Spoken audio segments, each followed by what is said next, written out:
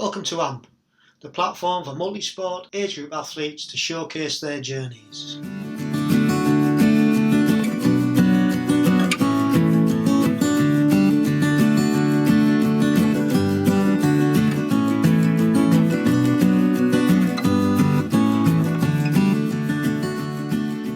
Hiya, welcome to episode 4. On this week's show, we chat to Ashley de Lotz, the age group multisporter with the exotic name. On this show, we've got two firsts. The first is that we have an off-road multisport athlete. The second first is that we have our first GB medalist. Ashley tells us how he switched from road multisport to the world of cyclocross mountain biking, cross triathlon and Xterra. And through that change, feeling liberated, he went on to win gold at the 2019 Cross Tri European Championships in Targu Mures. Ashley says the switch, he's never had so much fun on a bike and insists that everyone should give it a go. So without further ado, let's hear Ashley's journey into the world of cross multisport. So I shall start by saying welcome, Ashley, to AMP. Thank you very much for taking the time and coming on the show. So how are you doing in lockdown? Yeah, pretty good. Quite enjoyed it. It's strange that sounds. I've been working the whole time, luckily, in office and on site and also from home. So I've been really fortunate in that aspect. But yeah, it's been nice to sort of, obviously it's terrible, all those things happening in the world and people losing their lives, but it's nice to be able to slow down a bit. I think it's put everything in perspective for a lot of people, myself included. So it's been nice. A bit of a challenge as well, if that sounds right.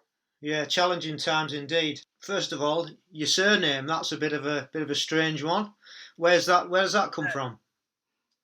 It's a spicy one. So it's my wife.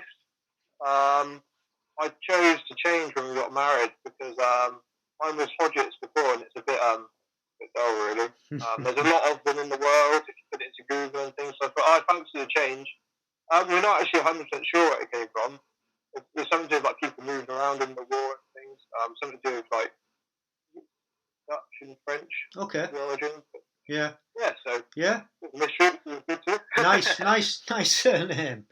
All right. So tell me a little bit about your sort of like sporting background as growing up as a kid, and basically where you came from and where you are now. Because for the listeners and myself, we're not sure where you're located. In the UK, so just a little bit of a background on that. Okay, well, yeah, I'm just north of sunny Bristol at the moment, and grew up just south of Bristol, but I've been out and about a bit in between. I was like an average kid, never sporty, like overly. I was always outside having fun and things. Really, just like being outdoors. Wasn't that big on team sports, played a bit of rugby and stuff. I always enjoyed racing, whether it was my mates on bikes or it was me and my brother spent a lot of time racing our bikes as kids. As I got older, like I raced remote control cars for a bit, which is pretty geeky, but and the first thing I did properly and committed to was mountain biking. Okay.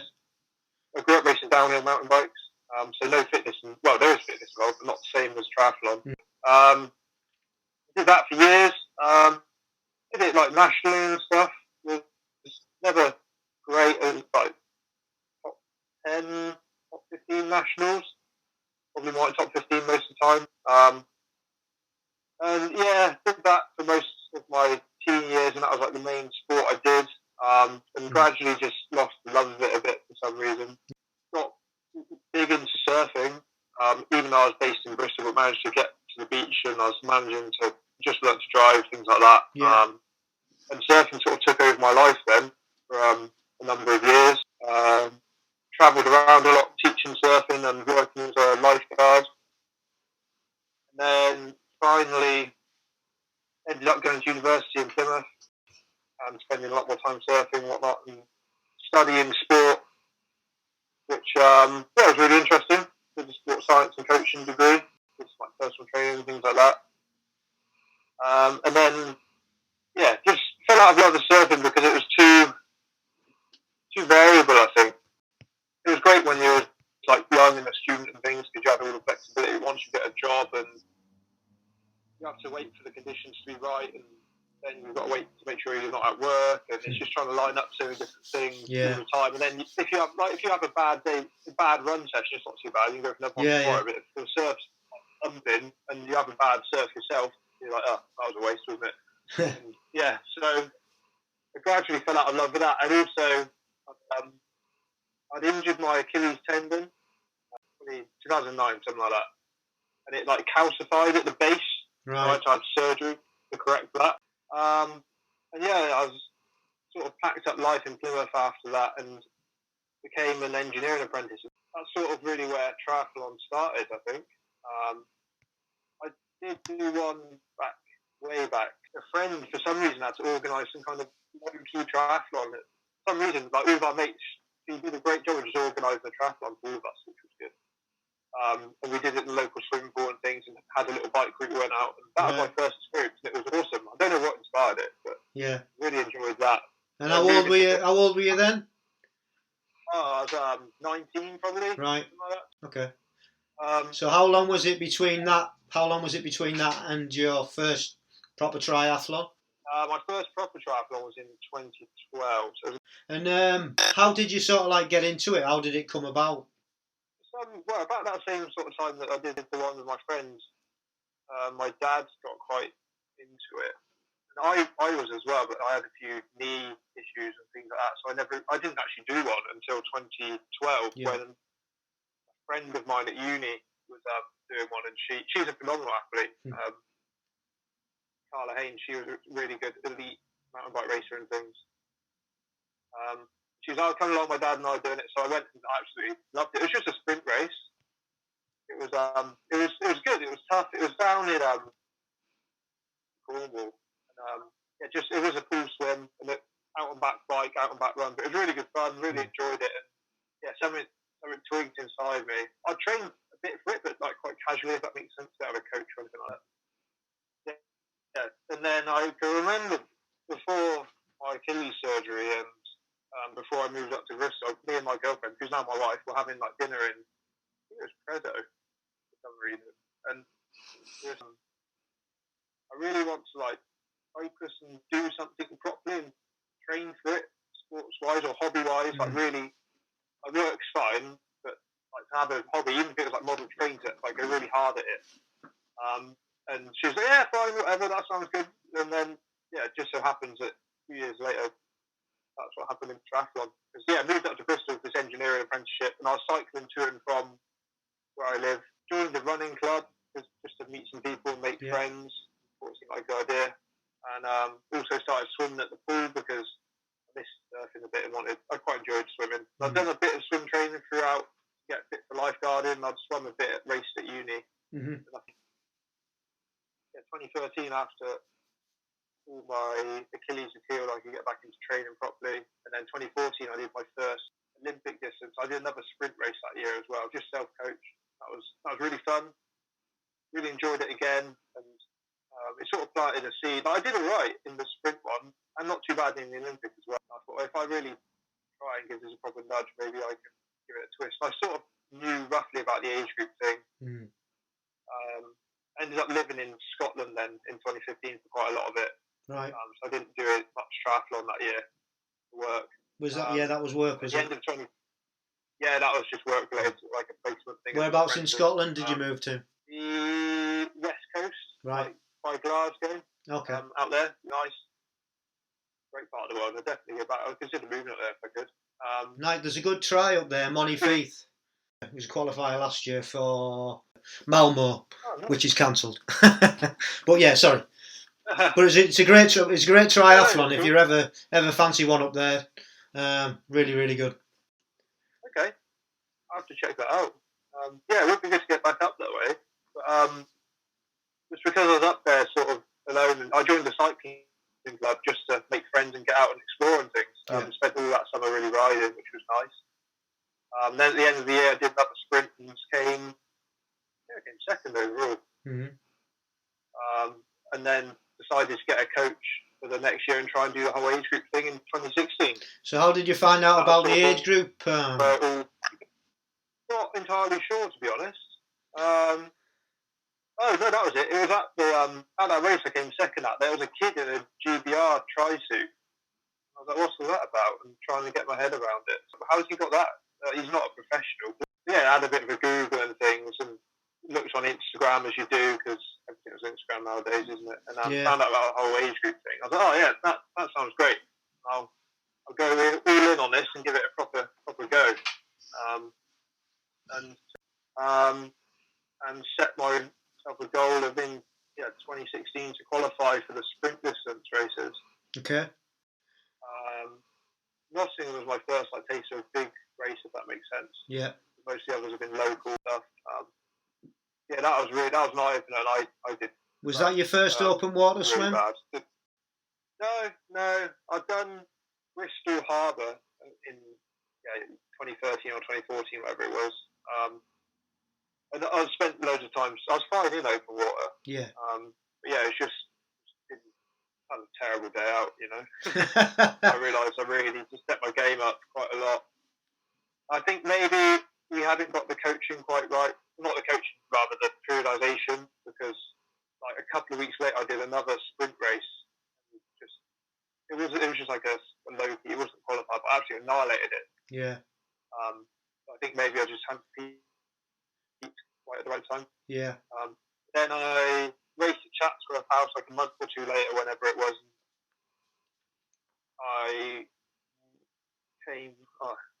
I just missed out on the automatic qualification. I got the place behind the automatic qualification. So you were 5th position, were you? Yeah, something like that. Yeah. And 2 seconds off. So that was devastating.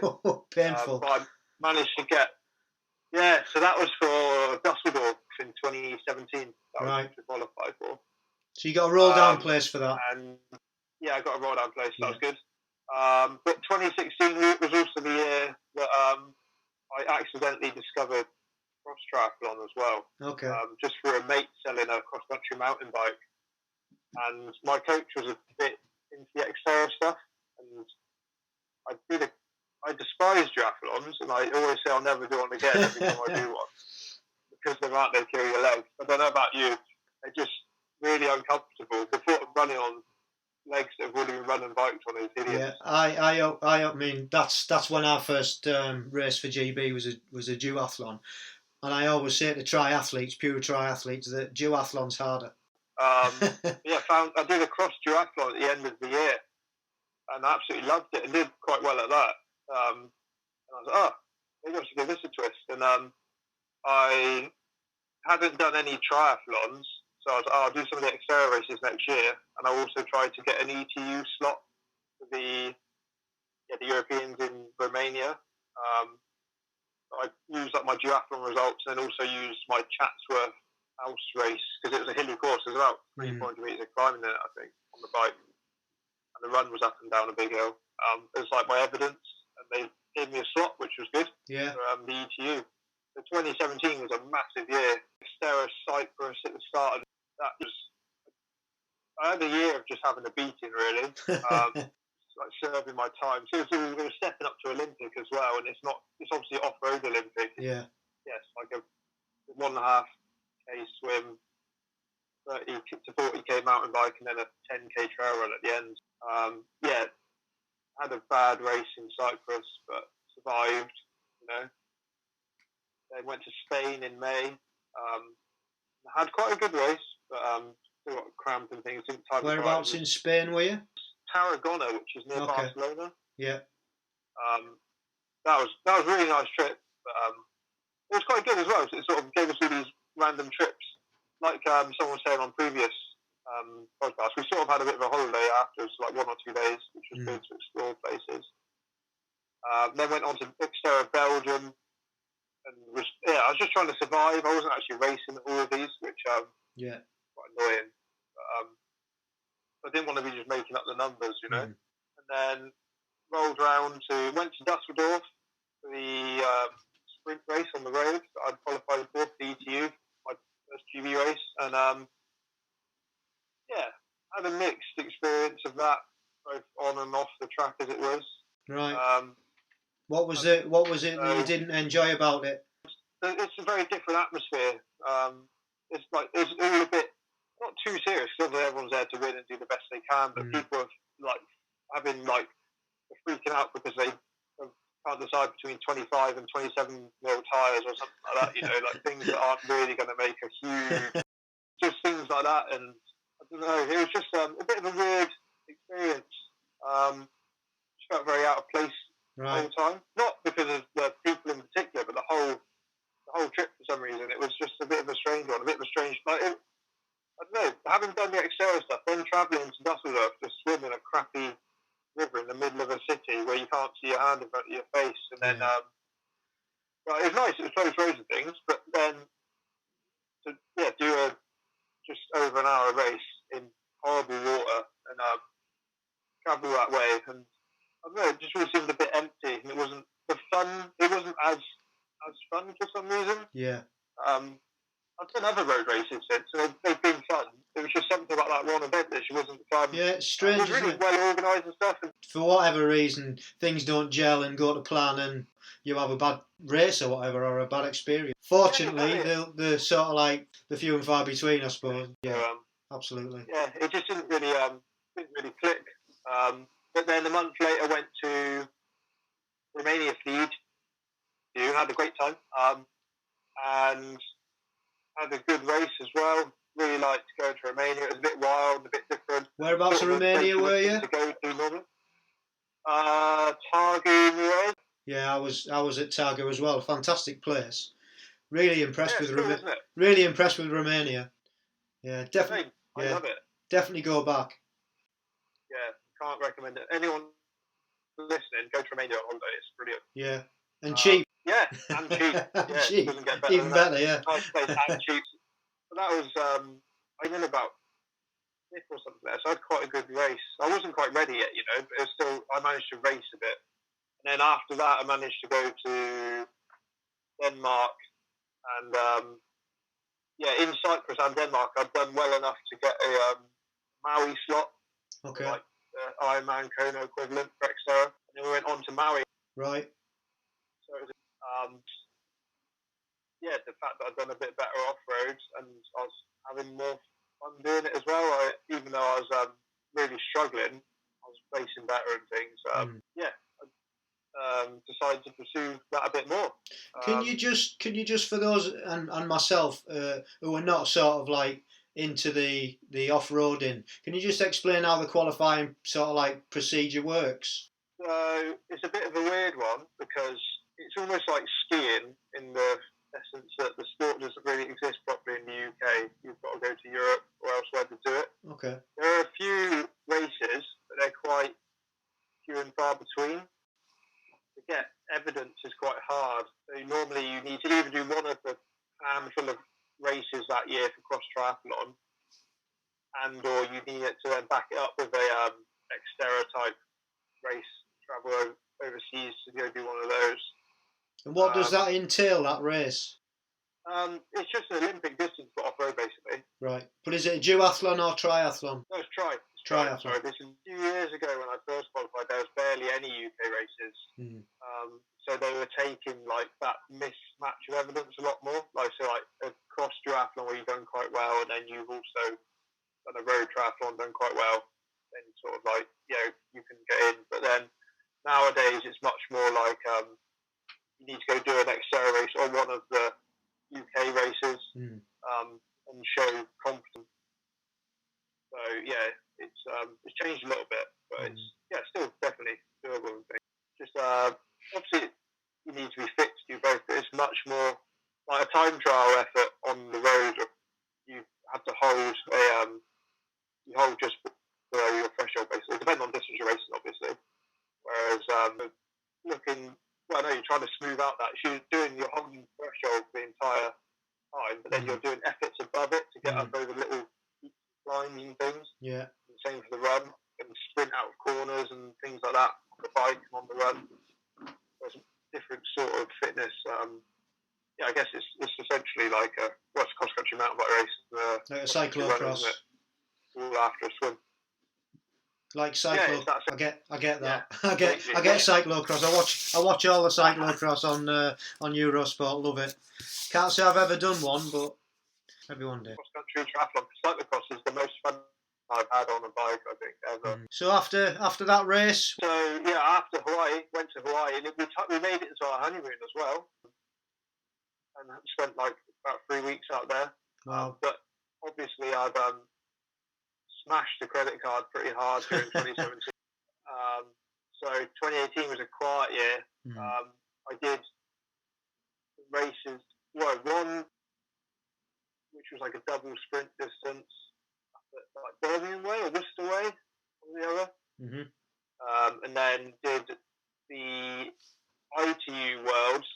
I used my evidence from Maui and things to qualify for the ITU Worlds in 2018 in Denmark, which was good fun, but really annoying. I was up in third place and was like lapping someone, and they messed up riding up the curb as I was overtaking them, because the course was like, there was like a forest that was in a city, and the mountain bike trail went through the forest, you had to cross the roads, they all shut. He sort of came off his bike in front of me, and I ended up riding into him and smashing my back wheel into the curb. Which, yes, it didn't puncture my tyre because it was tubeless, but it blew it off, it burped it, so it lost most of its pressure. Yeah. So I had to stop and put air in that, and yeah, I ended up I think I finished 5th, so that was really annoying. That's still pretty good going, though, isn't it? Considering you know what happened. Yeah. At the time, it's devastated, but yeah, now looking back, it's not too bad. And then also raced Agegroup Triathlon that year, which is one of the few. I think there's only like 3 or 4 cross triathlons in the UK. Went up Agegroup, was a fantastic race and place to go. And that went quite well. Came second there. Didn't do much racing that year, but in the triathlon world, like did a lot of cross country mountain biking to make up for it, just to try and save the pennies and whatnot, pay off credit cards. It brings us on to 2019, I guess. I also changed coaches at the start of the 18 as well to work with someone a bit more local and things. Good. And yeah, 2019 started to up my game a lot more. Got a new bike and things like that. Like invested more time-wise, and also went out to did a few like cross triathlons and stuff as practice, even though I despise them, as I said. Then went out to Exterra Lake Garda in Italy in May, which was phenomenal. Again, somewhere I've never been, but would love to go. Everything about it's amazing. The scenery, the food. That race, it was weird. I hadn't raced much in 2018, so I'd forgotten how to pace things. I just went mad. It was like when a dog chases cars up the street. It was a bit like that in the race, and I just blew up on the bike. Because I got out I'm not a great swimmer, but I'm not bad. I get out like near enough to front, be in touch, if that makes sense. But I'm definitely not the first person out. And I was about 3rd or something on the bike, and then I've never had this before, but both my quads and hamstrings on both legs went into spasm at the same time on the bike, and fully cramped, and I couldn't get off my bike. I couldn't do anything. I sort of like fell over on the side of the road and had to try and stretch one thing at a time. It was horrendous. It was disgusting. Lessons learned. It was like 2019 was sort of like Goldilocks. So yeah, went too hard, way too hard in Italy. Then a month later, went to Belgium, Belgium, which is probably one of the best Excel events you can do, I think, in terms of atmosphere. Yeah. Because the Belgians love a good bike race, and it's in the Mure, where there's like the castle. You race around the castle, which is, and there's like loads of there's fans up the side of the road getting drunk and stuff, and it's like it's just like a really good atmosphere. Yeah, just like the cyclocross then. Yeah, they really get into it, and it's they have a massive after party and things like that. Really good event next to Belgium. But then that one I didn't go hard enough. I felt a bit too fresh at the end, if that makes sense. Yeah. It was a big improvement on 2017, the last time I raced there, so I came in about 33rd or something like that. That's a good improvement, yeah. Yeah, it's things were trending in the right direction. And then, Romania I'd qualified for the ETU again, I didn't do the ITU, which was in Pontevedra in 2019. It was in April, I think. Just because I went back to uni part-time with work, so I was juggling all of that, and I was finishing in April, so it would have been, I wouldn't have been fit enough to go. But yeah, went to ETU Romania, and that went really well. Won it. So so I hear you're the first medalist, let alone gold medalist that we've had on. So congratulations. Good. Awesome.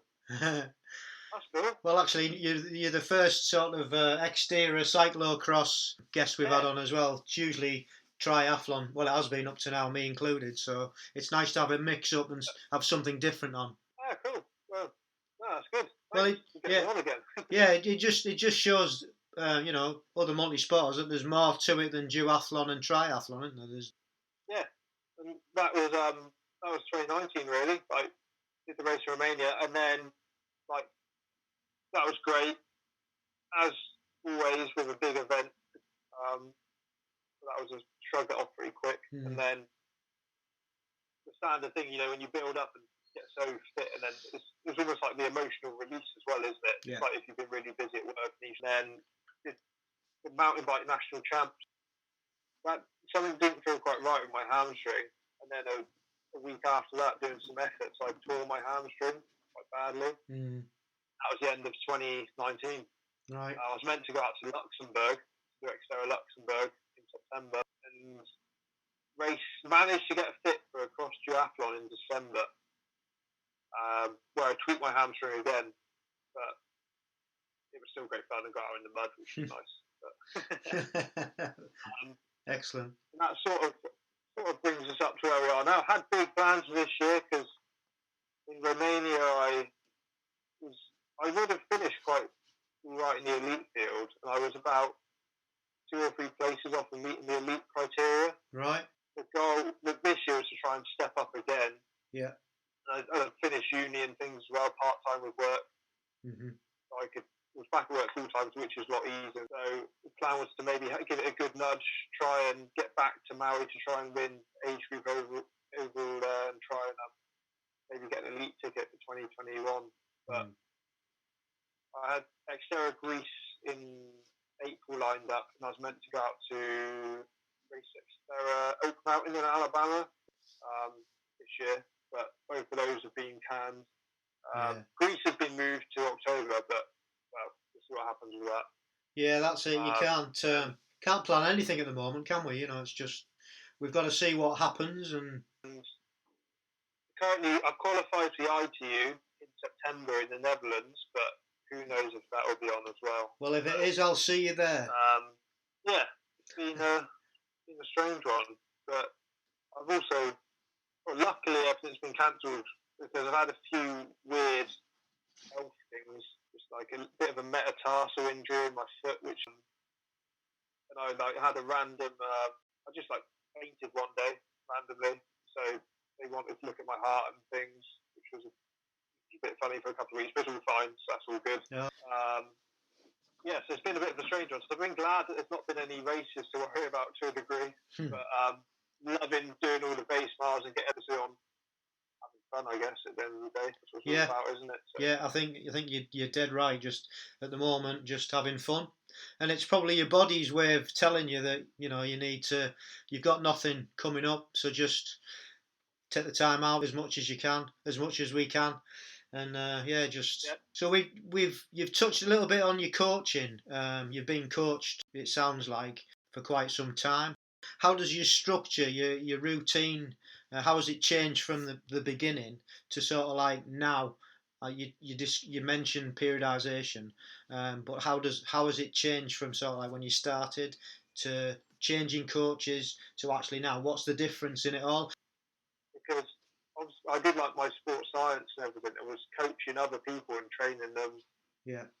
So it took me a while to find a coach because I wanted someone that I could trust and wouldn't be second guessing and think, I know better than that, It's almost like if you're a car mechanic, you only give your car to certain people to fix, don't you? Yeah.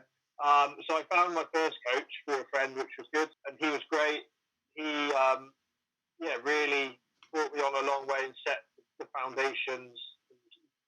biggest change from me doing it myself to getting someone else is that you have that, not the accountability, because with adults are very different to kids. Like if you are coaching kids and you turn your back at football practice, then they will run off, and having a fight. But if you turn your back on adults at like a run practice, they will run an extra mile more than they're meant to, Yeah. So it's having that external person to rein you in, and also to address your weaknesses. Otherwise, because if you're a strong biker, you'll spend more time biking. You'll play to your strengths. You'll set the exercise you enjoy the most. Whereas your coach will put things in perspective a lot more and identify strengths and weaknesses and give you that objectivity. My first coach was really good. Gave you a lot of structure and things, but as I got more into stuff, it needed to be a bit more specific, I think, which was It was very knowledgeable things, but it was just there was just something that wasn't quite gelling. And also, he was based down in Devon, still down in Tavistock. I was up in Bristol, so it was kind of hard for long distance, and always driving back and forth to like see. So I decided to change to a coach more locally. He's won Xterra Worlds before, and also Ollie Beckinsale, the Olympic mountain bike racer. So there's more got that skill on things. Yeah. But he also coaches everyone, from people off the sofa to their first Ironman thing. He's not an elitist by any means. No. In terms of only selecting elite people. So I wasn't. There's more dialing things back and focus on building a much bigger base. Yeah.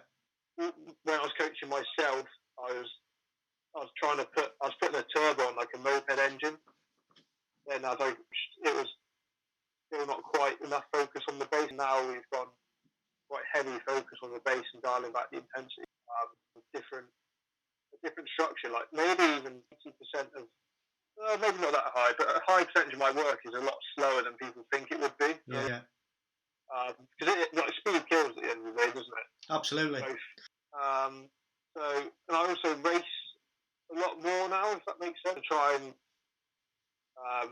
was very much, it was like not so much racing, it was just the Xterra events and the big ones, Yeah. Whereas nowadays it would be, you still build up to the big ones, but you have more preparatory races, and then also, because your peak isn't just one day, might as well race the weekend after as well. If you build up to it, if it's just like a local race, you'll go out and you'll probably still be riding that form. So those are the biggest changes I think I've observed over the years, as it were. Interesting. So you're not affiliated to any tri club or any club, you're just on your own, is that right? Yeah, I've never been much of. Like I said before, I was in the swim bike and not swim bike and run. I joined the cycling club in Scotland. Yeah. When I moved house, but I find that you always end up doing someone else's session, and not every athlete. It's not like a football team where every single athlete is going to be playing on Sunday. Someone might be doing an Ironman on Sunday, someone else might be doing the local sprint race. So it's quite hard. I think it's really hard. It's great for like participation and socialising. And I do. Well, I'm not in a club. Like there's a weekly group ride, like road ride that I try to go to. Yeah. There's a few people I try to swim with regularly. So I kind of. You've got a group. I'm more of a freelancer. Yeah. You've got a group. That's cool. It's what works, isn't it? Whatever works. Clubs aren't for everybody at the end of the day. It's also the flexibility of it as well. That it's like obviously clubs have various sessions throughout the week, but the fact that I can text a few people and go, "Do you want to do a ride at 7 a.m. on Sunday?" Yeah, that's pretty cool having that flexibility. Yeah, it's good. I guess. Yeah, what resources do you use for knowledge, equipment? What are your favourite resources and go to other than this podcast, obviously? Obviously. So podcast. I'm a big fan of Planet. Okay, I haven't heard of that one. I'll write that one down. I then listen. People probably won't be interested. Some mountain bike specific ones, which are quite niche, obviously, for this audience.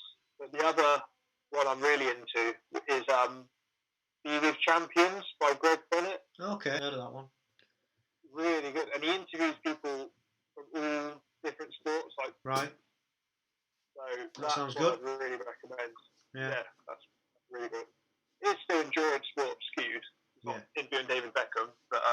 try to, like, I've got my triathlon coach, but then sports massage, like physiotherapist type person, you know, just talk to as many people as possible, and also other athletes that you meet along the way. Like, maybe I painted that Dusseldorf picture as all doom and gloom, but like all the rest of my triathlon journey, made like friends and things like that. So talk to fellow people, and like the age group thing, there's always groups within a group, isn't there? So you get close to 2 or 3 people in particular, and you stay in touch after racing via WhatsApp and things, or like Instagram as well. Because you can see so many people, because they'll tag the location, work out that someone met, and then you can come and chat, and it's getting that wide perspective of everyone, I think, and then you can just filter out the bits you don't like and things like that, and keep bits. And it's also looking out into other sports.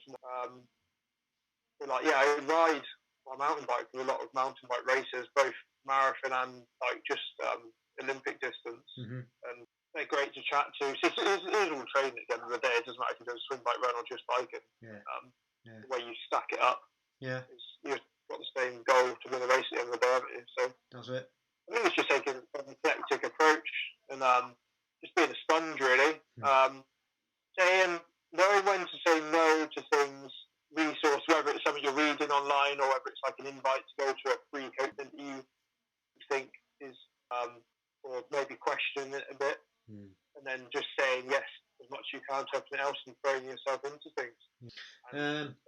Do you follow the GB Age Group News on Instagram? Yes, I do. Yeah, cool. Yeah, that's a good one to like just. So it's good to know how everyone's doing, and then also it's a resource to chat to people on and things, isn't it? That's one of the other cool things about the Extend. It feels like they're much more accessible, if that makes sense. I guess because it's a smaller franchise than Ironman and things. Like know a few of the pro athletes quite well, just from racing. They're always like really open and things like that. So good. So what hints and tips would you give to, say, a new multi-sport athlete who wanted to get into or triathlon or duathlon? I think the first one would be you only out what you put in, really. It's like a toothpaste, isn't it? At the start of the tube, it's really easy. You press it gently and it all squirts out everywhere, doesn't it? So if you're getting off the sofa and starting triathlon, within a few months, if you've done nothing and then do one run, one swim, one bike a week, then you're going to get marked improvements quite quickly. But then as you start getting to the top ends, you can be stamping on it, and you have to start rolling it up and really pinching it tight to get the tiniest bit out, don't you? Yeah. So I'd say just at the start, just put in everything you can. And if at the start, if you put in more, not necessarily more hours, but are just more dedicated to it potentially, it's a good. It doesn't have to be your whole life. You don't have to live like a monk and things, but it's good to adopt it as a lifestyle as much as you can, if that makes sense, and get the buy-in of your family and friends, and explain to them what you're doing, rather than just being this aloof person that gets up at silly hours and goes out on their bike and comes back. I was just going to say it is a lifestyle, isn't it? Yeah, it's a lifestyle, and it's almost like the friends and family that are worth having will sort of understand to a degree. It can be hard at the start to say no to a lot of things. I can't come out for drinks on a Friday because I've got to get up at 5 and go swimming or whatever it is on Saturday. And the ones that aren't too bothered about you, whereas the ones that are will be, oh great, we'll go for TV, like awesome, we're going to do triathlon. They'll try and help out and get coffee in the morning and stuff or something. So I guess that's the first bit, is just get out what you put in, and then to be present. So with triathlon, it's like anyone can rock up to the pool. Your session may be 400-meter warm up, then 10 100s, and then 200 cool downs, and you might be able to easily tap out those 100 at 130s or something, and you can do that, like put in the cassette and get in the pool, get out. You go to the pool, and they may not actually max efforts, but if you focus the whole time and like use imagery to imagine when you're racing and chasing someone down the pool or things like that. Obviously easy swims are good, or bike. It's really being present and thinking about what you're doing, rather than, and it's like on the turn have music on, smashing out the intervals and things. But if you could like, or on Zwift and things like that, but on the bike, if you're doing intervals on the road or if you're out on the run on the track, if you imagine that you're chasing someone down in front of you, everyone's had that point in a race where someone just in front of them, you're trying to catch up with them. You like use that, and you can't. But obviously, music gets you hyped up and really like not angry because it extra energy, doesn't it? Yeah. Which is great, but you can't race angry for like 3.5 hours, can you? No. 3 hours. No. You're just like it's like that chasing the dog that I did in Italy. I just went straight out the gate and blew up. You have to be able to maintain that concentration. So it's like even between your intervals, if you're doing an interval workout, you shouldn't. Well, not you shouldn't, but you can't be there like going like and listening to Metallica and things for the next set. It's sort of like you almost need to be able to switch it off and totally relax for that minute rest you have or 10 seconds. Yeah. Take some breaths and then into the next one. So it's like when you're on the bike and you're on a downhill, you may be still pinning it, but you're drinking, you may be eating, you're thinking right, getting ready for the next uphill maybe. Assignment or something. If you focus on doing one thing at a time, which is getting harder and harder these days, isn't it, with all the distractions and things. But wise words. So the last question I've got for you is piece of equipment or bit of kit that you've got and why. I did cheat and thought about this beforehand. That's all right. That's why I give you a heads up to begin with, so you can have a think about it. So I'm going to cheat a little bit again. Say my smartphone, even though it can be a distraction, it's not really a piece of kit, is it? But the way that it allows me to, you go on Instagram, you connect to everyone, you go on Training Peaks and you can track everything. You can go, like I travel quite a lot for work as well, and I can go somewhere, look on Google Maps, and go on Strava, find segments, and put a run together quite easily. Yeah. You can do all of that connectivity. No, that's monitoring performance. Yeah, that's fair comment actually. Yeah, I never thought of it like that, to be honest. Yeah. So and then the actual bit of kit that I can't really live without is my heart rate monitor, I think. Right. Just because it quantifies everything.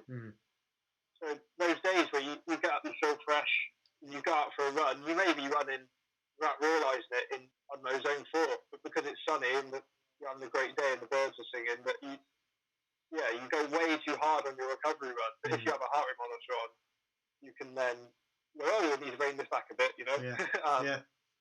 And your bad runs, you may have a bad day conversely and think, oh, that was crap. I don't know. 5k at zone 4 pace in a record time without realising it. So I know you briefly touched on your sporting goals for the future.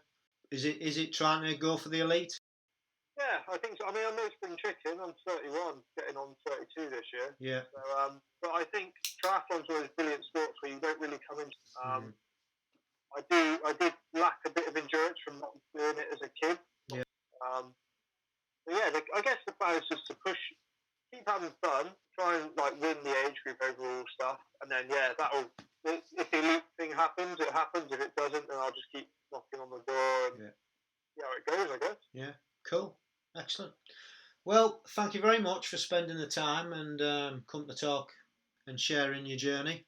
Very interesting. Like I said, we've not had this type of athlete on before, so you're the first, and also the first medalist, like I said. So just thanks, and anyone out there, like I'd recommend trying an off-road race at some point, whether it's a cross-country run in the winter or cyclocross or triathlon, because it just adds that another dimension. It will help you become a more rounded athlete. Yeah, I'm sure people listening will look into it. Like I said, I've looked into it several times, and I think it's something that I am going to tick off my bucket list, even if I only do one. Maybe not this year, but good luck with your future, and hopefully our paths will cross at some point. Yeah, and I'm sure that, well, hopefully, like you say, it's a small world, isn't it, at the end of the day, and like a lot of people, now that things are going down the route of this multisport festival type thing, aren't there a lot more? Almere, if that does either get rescheduled or does take place, then we'll look out for each other there, I guess. Definitely. Okay, sounds great. Yeah, lovely. All right, thanks ever so much, Ashley. Cheers. Thank you. Take care. Bye. Good evening. Bye, and you, mate. Bye. Bye. So once again, a big thanks to Ashley for coming on the show and sharing the world of off-road multisport. Food for thought for all of us. I really enjoyed learning about the world of off-roading, and I'll be giving it a go, no excuses. So thanks for listening. If this is your first time tuning in, please subscribe to the show so you can hear all the other episodes and you can hear all the other episodes we have coming up. Please leave a review on whatever platform you listen to it on and leave us a comment. Tell us what you liked about it and tell me what you want to hear more of in the future. If you want to connect with other multisporters and find out about the world of age group multisport, check out AMP on the following platforms. We're on Instagram at AMP1967, Facebook at AMPGB, and Twitter at Age Group Multisport Podcast. Thanks again for listening, and we'll see you next time. And remember, stay safe, keep training, and love the process.